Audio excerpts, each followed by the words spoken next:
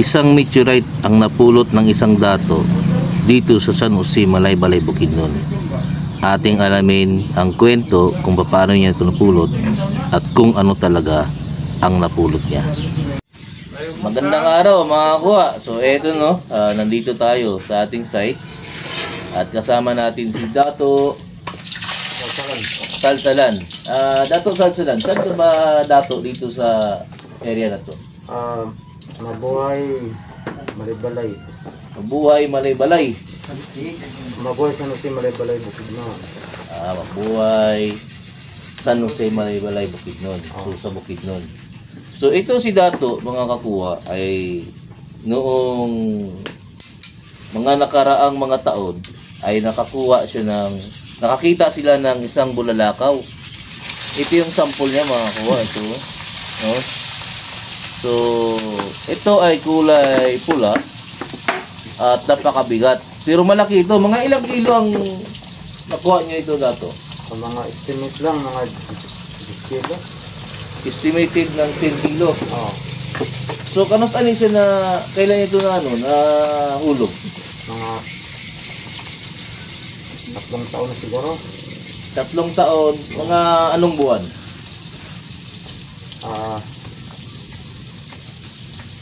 Hindi ko na natandaan. So, mga kuano, 3 taong nakalipas, simula ngayon, nung nakita nila itong bulalakaw na to. So, kumakailan lang, dun sa Digos may nahulog na bulalakaw. So, ito, 3 taon nakalipas, ay may nakuha din sila. Saan nahulog ito, Dato? Sa Mabuhay. Sa Mabuhay. Ano? Dun sa lupa mo. At sa ilid ng Ilog. o ilog. Lupa mo yun. Sa kapitbahay. Sa kapitbahay na. Pero mga kuano, si Dato, kapag mga Dato kasi ay may malaking lupain yan sila, no? So, ito, nakakita nila daw doon sa area nila na nahuhulog. Tapos, marami yung nagharap nito Dato? Marami yung nakakita nung nahulog ito? Pato lang. Yung nangisda. Yun ang isda. O ng mga bandang alas 2. So marami nakakita nito, hindi nyo lang alam siguro. Pero doon sa inyo, may naghanap nito. Kami na. Hindi yung mga kasama, mga ibang tao. Yung nakakita, hinanap nila kung saan nakapunta. So ibig sabihin, hinanap talaga pala nila nito mga kuha, no? So, nung nakita nyo ito sa, ikaw nakita mo ito mismo? Oo. Na nahulog. Nangisda kami ng madaling araw, mga alas 2. Alas 2, madaling araw. Tapos, nahulog siya. Nahulog. So, alas 2 ng madaling araw siya nahulog. Oo. Nung nahulog siya, mababa na? Yung nakita niyo, mababa na? Mababa na kasi dahil ang liwanag lang niya ba na ganun sa may lupa. Malaking liwanag. Oo. Pero ikwento mo nga sa akin, paano mo ito nakita? Paano mo siya nalaman na doon nahulog? Makita man dahil malapit lang sa aming bahay. Pagbagsak? Kasi malaking liwanag. Gano'n na. Tumalon-talon. Oo, tumalon ang liwanag. Ayun, hinahanap namin kung saan. Kinabukasan, hinahanap din ninyo. Oo. So, ito mga kuano, bali, itong bulalakaw na to ay biniyak kasi nila, no? Ito lang yung sample, red yung dito. Pero parang iron, stony iron siya. Pero more on, may diamond doon. may pagkabato, pero malakas yung iron niya, no? So pula ang labas, ito pula. Pero ang loob parang bakal, no. So ito dato, nung nakita ninyo, mga kinabukasan hinahanap nyo kagad, mga ilang araw pa bago niyo nakita. Tagal pa nakita. Tagal pa. Kasi ang nabagsakan niya, pag talon-talon niya, mga 100 meter pa. O, marulit. Pero maraming nakakita mga kuha, no? Kitang-kita nila sa mga mata nila na nahulog ito. Tatlo lang kami nakakita. Doon sa inyo.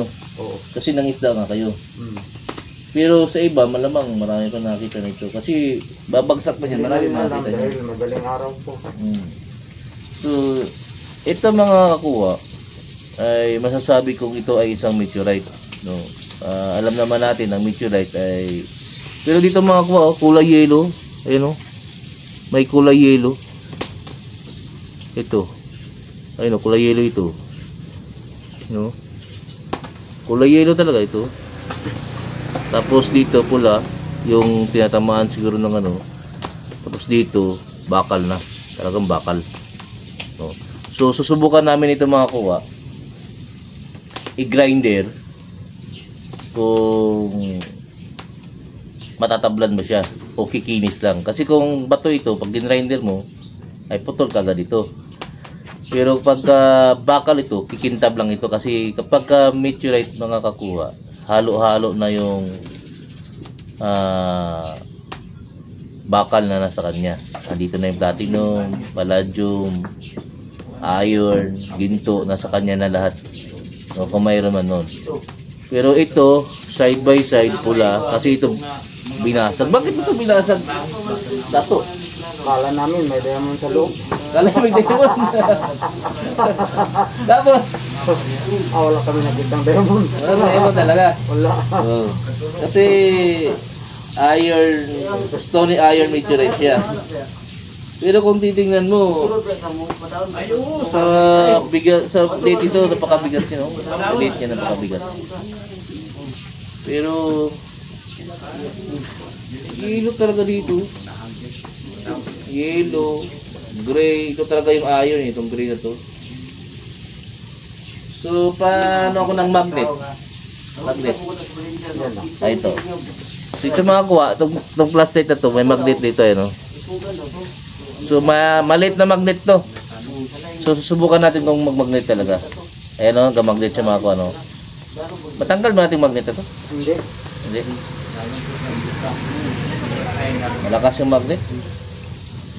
Di lang kasi natatanggal. May kasama siyang maliit. Oh. Ito. Oo. Kasama niya. So may nabiyak siyang maliit ito. Hmm. Mamagnet natin to. Mamagnet to. Pero mahina ang magnet to. Ayun o. Mamagnet siya. Ayun o. Ito. Malaki. Tapos ito yung kasama niya. Napakaliit ito. Tapos imamagnet natin. So malakas yung iron. Kasi itong magnet na to, hindi itong magnet nung parang magnet lang ata to ng ano. Napakahina ng magnet, no? Kahit siguro pako, malalaglag dito. Pero ito, talagang makukuha nyo.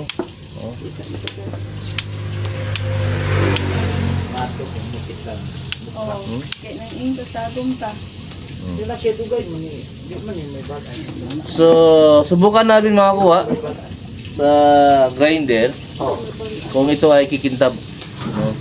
So para matulungan din natin sila. So sa mga meteorite lovers dyan, sa mga nag-i-research, kung gusto niyo makakuha ng sample, no, pwede kayong bumili dito kina Dato. Kung sino naman yung may alam ng bumibili ng ganito, ay pwede nyong kontakin si Dato din. So maglagay kami ng number dyan sa ano namin para pwede nyo siya tawagan. No, huwag na kayong tumawag sa akin kasi sobrang dami nang tumatawag sa akin. So kay Dato na lang yung ilalagay namin number. Tingnan natin mga kuha, no? Kasi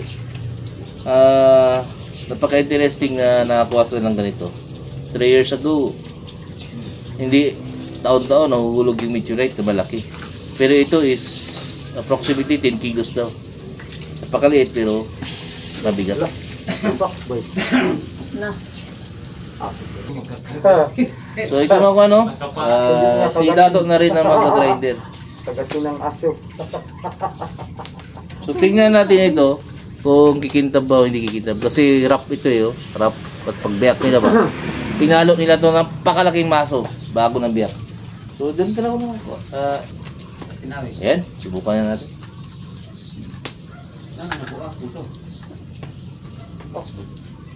Ano na ganun na?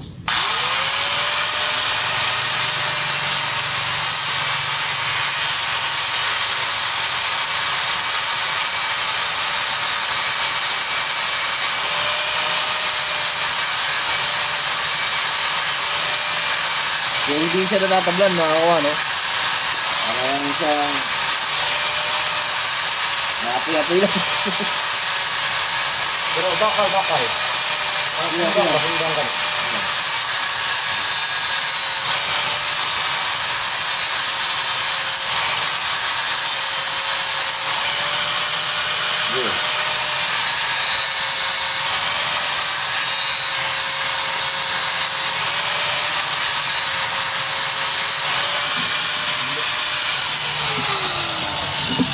So ayun, no, tingnan natin yung ginawa niya.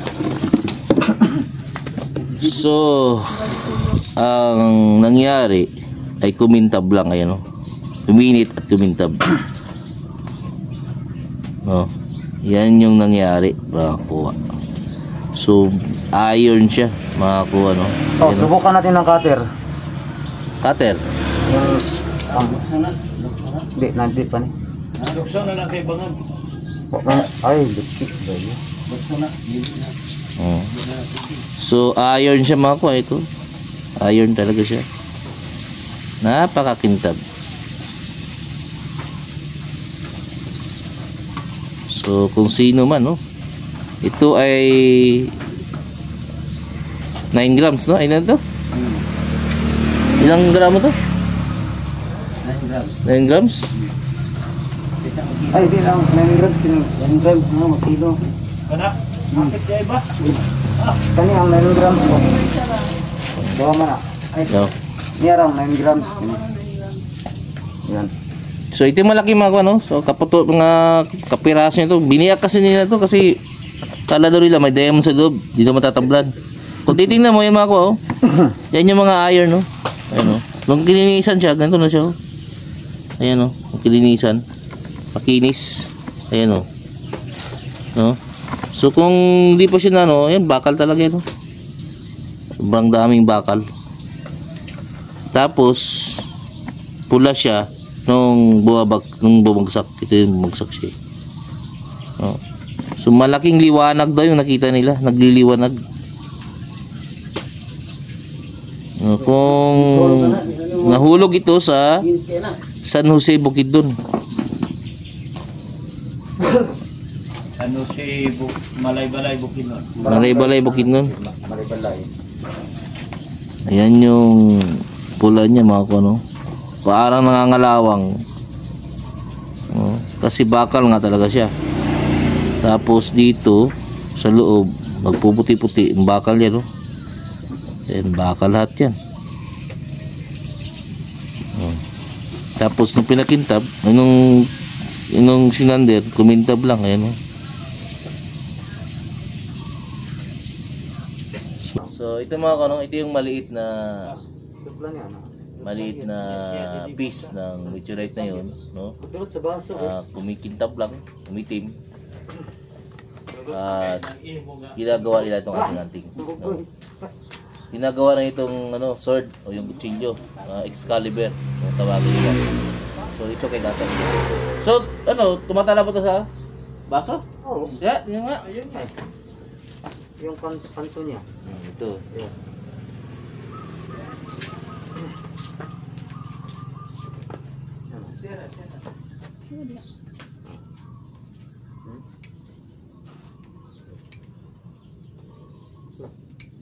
Yan, biyagan. Yan, o. Makakuha. Ah, Matalab siya sa baso. panal na. Ayun. Kung makikita nyo, saan na yun? Ayun, o. Tumatalab sa baso. Madulot sa batila na to. Tumatalab sa baso. Kay simple raman yung putaw kay. Ang putaw, di ba tayo madulot sa baso ang kutsilyo? So, yun mga kuha, no? Nagpapasalamat kami na na-interview natin si Dato. Nakakuha ng isang meteorite dito sa San Jose, Nasalamat. Malaybalay, Bukidnon. Sa mga interesado na makakuha ng piece nito, pwede kayong tumawag sa kanila o mag-message dyan sa messenger, sa YouTube ko. So, Dato, maraming salamat sa pag-interview sa iyo. Sige, salamat din. At si Dato ang kuha talaga. Napakaswerte. Alam mo niyo mga kuha, milyon ang halaga nito. Pero binasag lang nila. Pero hindi pa rin ito